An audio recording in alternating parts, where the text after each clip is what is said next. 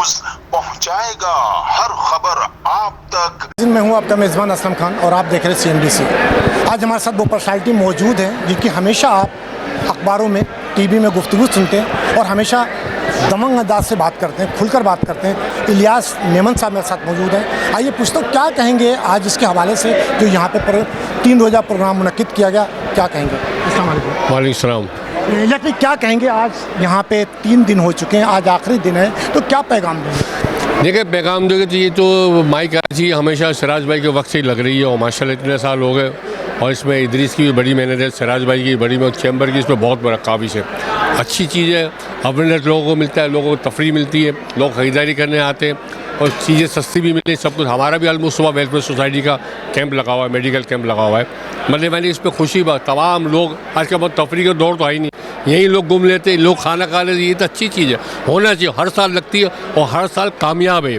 तो वो चीज़ नहीं है, उसमें बड़ी मेहनत है और तमाम जितने भी ब्रांड जगह हुए सब उसमें लगे हुए इसके अंदर और उसमें खुशी की बात। ऐसी एग्जीबिशन लगनी चाहिए, हर जगह लगना चाहिए, हर साल लगनी चाहिए, होता ही है।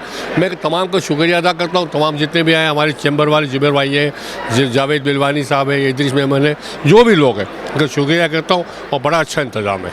बहुत अच्छा इंतज़ाम था, नो डाउट। लेकिन जिस तरीके से CM साहब यहाँ पे आए, आज गवर्नर साहब आए, हर किसी ने अपनी अपनी बात रखी। लेकिन जुबैर साहब ने जो कहा कि जो कराची शहर के अंदर जो कि 54 जो हम कमाकर पूरे पाकिस्तान को 95% कमाकर देते हैं, उसके बाद से जब खर्चे की बात आती तो हर सियासी पार्टी अपना दामन पीछे हटाती। तो इसके बारे में ये बिल्कुल सही बात है। सिंध गवर्नमेंट को आज 17-18 साल होगा, बल्कि ज़्यादा ही होगा। 18 साल में 95% टैक्स कराची टैक्स देता है। कराची वालों को कोई फ़ायदा नहीं है, आप कुछ भी नहीं है। अब देखिए मैं आप आज एक किस्सा सुना, कल मेरे पार्किंग माफिया से झगड़ा हुआ कल तारी रोड पे, इसलिए आने गया क्या मेयर ने क्या बोला कि पार्किंग ख़त्म, पार्किंग के पैसे ले, धमंग पार्किंग के पैसे ले रहे, कोई बोलने वाला नहीं, कोई पूछने वाली बात नहीं। मैंने कल मेरे स्टे लिया हुआ, कोई स्टे नहीं है। ये बहुत बड़ा माफिया है। इसमें जो इस पर मुर्तज़ा आपको सोचना चाहिए। ये बात करिए ना कि हमने किसी से पार्किंग के पैसे ले लिए, पूरी कराची से पार्किंग ली जा रही है, पूरी कराची से भत्ते ले जा रहे हैं। और दूसरी एक बात और को आपको, जो पुलिस का चालान, जो मोटरसाइकिल का चालान जो कर रहे हैं, हर आदमी को रोक रहे हैं, हर आदमी। खैबर पख्तूनख्वा में कोई ये चालान का सिस्टम ख़त्म हुआ है, पंजाब में ख़त्म, क्यों कराची में ऐसा करा हुआ है? हर किसी को पकड़ के रोक रहे हैं, परेशान है, मोटरसाइकिल वाले क्या, गाड़ी वाले क्या। मैं DIG साहब से अपील करता हूँ, मैं IG साहब से अपील करता हूँ, वज़ीर आला से बोलता हूँ, इसको फ़ौरन एक्शन लिया जाए और पार्किंग पे भी मुर्तज़ा एक्शन लिया जाए। अगर नहीं एक्शन लिया तो खुदाई के पब्लिक कराची की बुरी बाहर होगी। बड़ी अच्छी आपने निशानदेही की यहाँ पे इस टाइम पे, जबकि वो सवाल नहीं बनता। लेकिन जब आपने कहा है, मुर्तज़ा बाप साहब ने कहा कि पार्किंग नहीं होगी, उसके बाद फिर उनका दूसरा बयान था कि एक लेन को लगाया जाए, लेकिन उसके बाद भी 4 लाइनें लगती। तो क्या समझते कि सिंध गवर्नमेंट की नहीं चल रही या मुर्तज़ा बाप को सियासी बयान देते हैं? देखिए सियासी बयान भी, मैं इसको पार्किंग ले लिया, पैसे ले रहे हैं पार्किंग के, उसने कहा कोई पार्किंग के पैसे नहीं लेगा। 50-50 में मोटरसाइकिल, 100-100 में गाड़ी के पैसे ले रही है। कल मैंने पकड़ा है, मैंने इसकी प्रेस स्लिप निकाली है, कल मैंने इंटरव्यू दिया है, उनको पकड़ा है। मेरी मुँह कामरान ठेकेदार है, तारीख रोज तो मेरी मुँह मारी हुई है कल में, क्या जा पुलिस में बोल, किसी वो मुर्ते में किसी से नहीं डरता। अब अंदाज बदमाशी तो देखो आप, अब अंदाज़े तो कल हम एक्शन लेंगे, लेकिन सब मुर्तज़ा बाप को और सिंध गवर्नमेंट को सोचना चाहिए।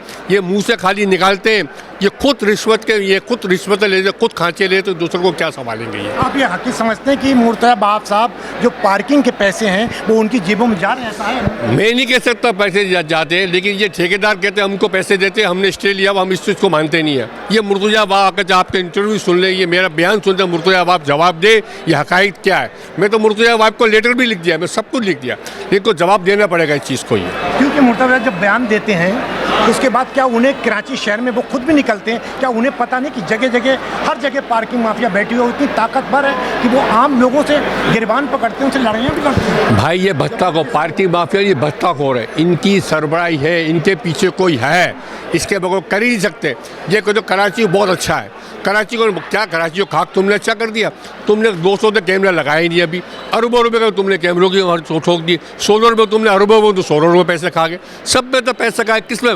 सिंध गवर्नमेंट सबसे ज़्यादा करप्ट नहीं है। जी नाज़रीन, ये थे इलियास मेमन साहब और जिनकी आपने गुफ्तगू सुनी।